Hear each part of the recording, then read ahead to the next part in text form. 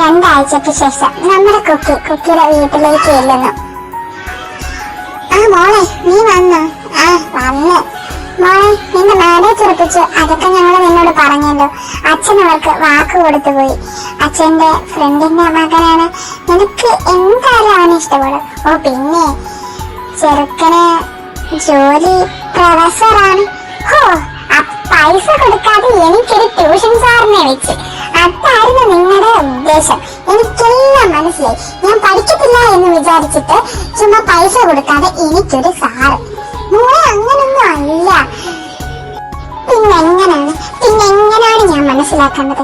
ഞാനിപ്പോ പഠിച്ചുകൊണ്ടിരിക്കണം. ഞാൻ second year ഒന്ന് കംപ്ലീറ്റ് ആയതേ ഉള്ളൂ. നിങ്ങൾക്ക് ഒരു വർഷം കൂടെ ഒന്ന് വെയിറ്റ് ചെയ്യാൻ മേലായിരുന്നു. എനിക്ക് തേർഡ് ഇയർ കൂടെ ഒന്ന് കംപ്ലീറ്റ് ആക്കാൻ. ഇപ്പോഴേ എന്നെ പിടിച്ച് പറ്റിക്കുന്നത് എന്തിനാണ്?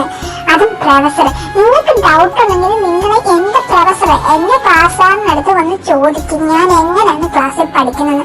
ഞാൻ ക്ലാസ്സിൽ ടോപ്പ് അറിയാവോ? നിങ്ങളൊന്ന് വന്ന് ചോദിച്ചു നോക്ക്, അപ്പൊ അറിയാം എന്നെ കുറിച്ച്. ഞാൻ നിങ്ങൾ വിചാരിക്കുന്നതെന്നല്ല, ഞാൻ ഭയങ്കര സംഭവം കേട്ടോ. നിങ്ങളത് മറക്കരുത്.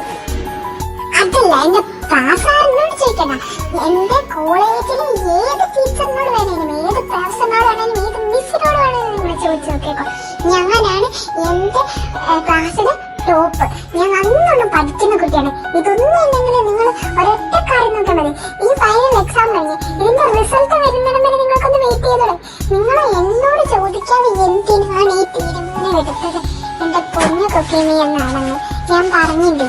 അച്ഛൻ വാക്ക് കൊടുത്ത് പോയി. എന്തായാലും നീ ഇതിനെ സമ്മതിച്ചേ പറ്റും. നീ അച്ഛനെ വെറുതെ നാണം കെടുത്തരുത് പ്ലീസ്. അമ്മ പറയുന്നത് മോളൊന്ന് കേൾക്ക്. നിങ്ങൾ ഇനി എന്ത് വേണേലും ചെയ്തു. ഏതായാലും പൈസ കൊടുക്കാതെ എനിക്കൊരു സാറിനെ വെച്ചപ്പോ നിങ്ങൾക്ക് എല്ലാവർക്കും മനസ്സമാധാനമായല്ലോ അല്ലേ? മോളെ കുക്കി, നീ എന്തി പറയുന്നേ? ഇതാ ചെറുക്കന്റെ ഫോട്ടോ, നീ ഒന്ന് നോക്ക്. എനിക്ക് അല്ല തന്നിക്ക. ഇനി ചെറുക്കന്റെ ഫോട്ടോ കാണാനിട്ട് കെട്ടാൻ പോകുമ്പോ ചെറുക്കം മാറിപ്പോയാലോ? തന്നിക്ക. നിങ്ങളെ നോക്കിക്കോ. ഈ കല്യാണം ഞാൻ മുടക്കിയിരിക്കും. ഈ കുക്കിയോടാ നിങ്ങളുടെ കളി. ഹലോ എടി, ചെറുക്കന്റെ ഫോട്ടോ ഇട്ടിട്ടുണ്ട്. ഞാൻ നോക്കിയിട്ടൊന്നുമില്ല.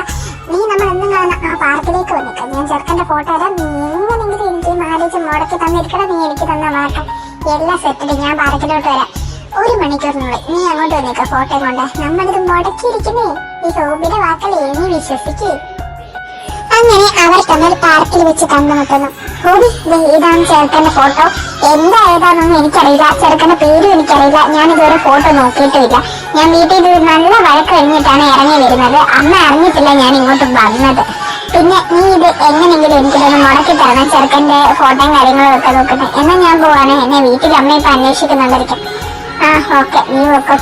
ഇതൊക്കെ ഞാൻ നോക്കിക്കോളാം എന്നും പറഞ്ഞ് ഹോബി അവിടുന്ന് പോകുന്നു. അവിടെ തന്നെ നമ്മുടെ ശുഗ ഉണ്ടായിരുന്നു. നമ്മുടെ ഹോബി ശുഗ കണ്ടിരുന്നു.